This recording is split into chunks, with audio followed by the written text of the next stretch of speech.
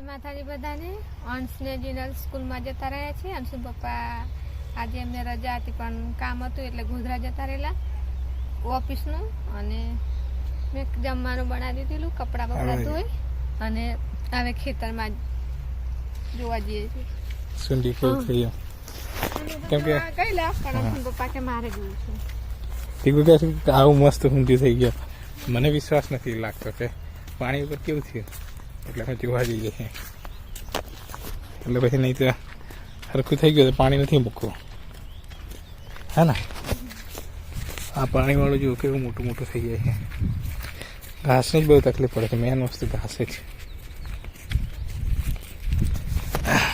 નહીં તો પછી આ કાઢી પછી બાજરી કરી દઈશું. હા ટીકુ, બાજરી કરવી પડે. શિયાળા તો ઘઉં નહીં મળે, એના પેલા એ નહીં મજા આવે. ઊંઠ્યું જઈએ છે ટીકુને.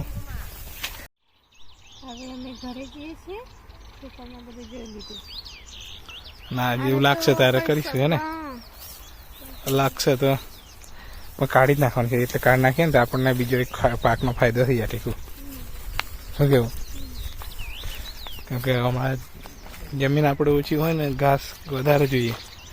નંદુ ગોરું નવડે નંદુ પણ આવે. હવે દેખાય છે નંદુ કે હવે ગાભણ હોય એવું નહીં. ટીકું નંદુ આપણે એટલે ઘાસ જોઈ છે. આ બાજુ આ પેલું વરસાદ પડ્યાનું ઉગ્યું ને એ તો નહીં, એ તો મોટું નહીં થયું, એ તો મરી ગયું. લો આ જુઓ નાનું નાનું છે. આ લોકો બધા ઘઉં કરેલા છે અહીંયા આજુબાજુ વાળા. હવે શું કરવાનું છે? આ ઉખેડી લઈને આની અંદર ઓરાઈ દઈએ.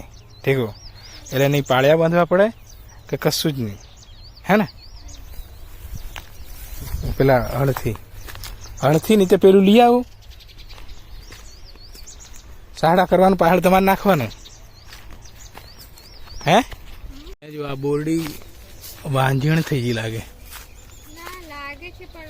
કઈ લાગે? હજુ હજુ તો લાગી જાય. મેં તો પેલી બોર કેવો બોર થઈ ગયો, પાકી ગયા. અને એક પણ બોર નથી, વાંજણ થઈ ગઈ. શું કરવાનું? અહીંયા આ બધા ઘઉં છે. આ ઘઉં મસ્ત છે, જો કેવાય એકદમ. હા, એની જ વાત કરું છું.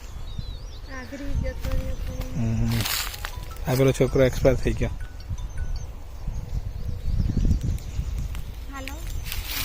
જો અહીંયા બોરડી બોર છે પણ ખાટા લાગે છે.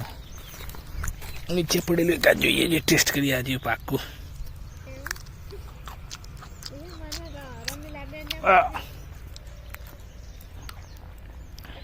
આમ તો સરસ છે પણ મને નહીં ભાવતા.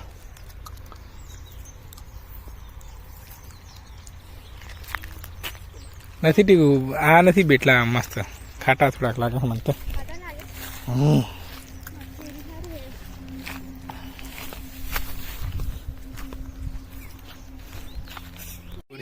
ટ્રાય મારીએ. શું થાય છે? તું રહી લાગે છે ને? અને ખાતે આ પણ નથી સારા લાગતા, બહુ જ બોર છે. પણ બીજા ખરા